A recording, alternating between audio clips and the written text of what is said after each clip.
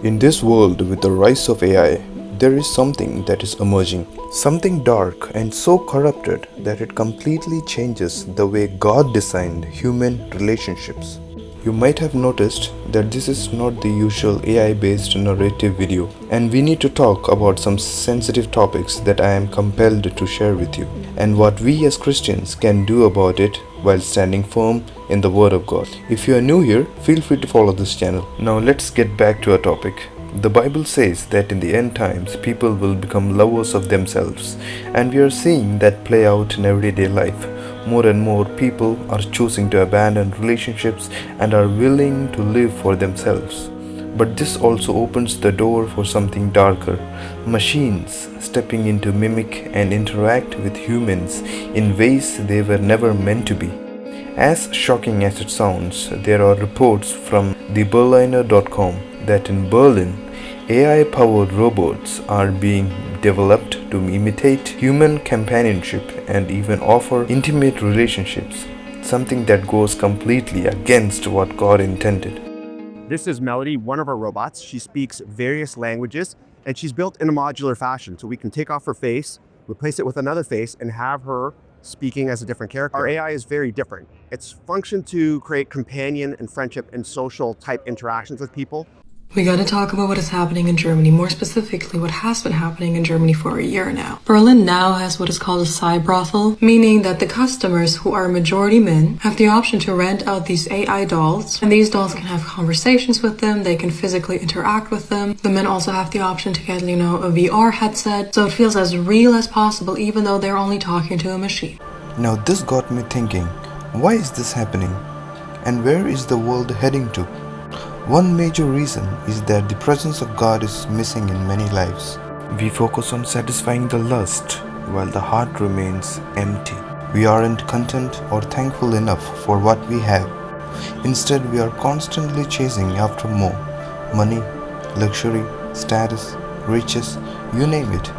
And when things don't go according to plan, we end up choosing crooked paths for a moment of temporary happiness. But you know what Jesus said? He said, "Seek first the kingdom of God and His righteousness, and all these things will be added to you." In other words, it means that put God first, live rightly, and He'll take care of your needs. God made woman for a man and man for a woman. He created marriage in Eden and blessed them. But today, society celebrates self-glorification and moral compromise rather than seeking God's truth and living by His word.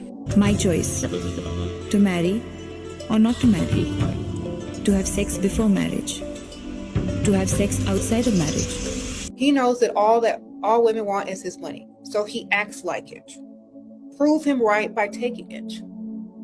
Take that money and go buy a business. Take that money and go invest it. Take that money and save it. And when you're done with him, leave him for the next chick to collect from. Sprinkle, sprinkle. Okay? Stop connecting to the man if you don't like the man. Get his money and bounce. You see, this mindset has to change. I am in no ways judging her, but her ideology of using a person for own selfishness and dumping them is not what God commanded. If you see in Genesis, God commanded Adam to work for all his life, to be a head and provide for his family, a masculine trait of strength, protection, and resilience. And to Eve he said, to bring forth children. Her desire shall be for her husband, a feminine trait of emotional nurturing and grace. In other words, besides children, Adam received Eve's nurturing, emotional, and loving feminine nature, and in return, apart from his affection, Eve received his protection, provision, and love. This is the core foundation of a family that God ordained. This is something that a machine cannot perform or give.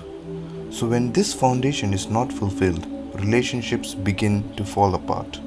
So as children of God, we must focus to build a strong foundation. We must be content with our spouse and be thankful to God for our family. Always wanting for more and not being content may not be pleasing in the eyes of God. He calls us to live with gratitude and trust, finding peace in what He has already provided. So it is not about how much we have, rather, It's about being happy with what we have.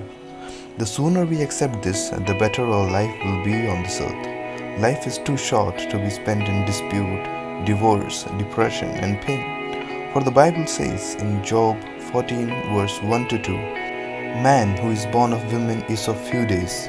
He comes forth like a flower and fades away. He flees like a shadow and does not continue." So, dear brothers and sisters, it's crucial that our focus should be on eternity in heaven, and we should live a life happily on this earth without compromising it. We all will have to face the Creator sooner or later, and as it is appointed for men to die once, but after this is the judgment. Now, looking at the world today that is forsaking God and sinking deeper into darkness, we, the children of God, must be vigilant. We need to get closer to Him, pursuing righteousness while avoiding worldliness.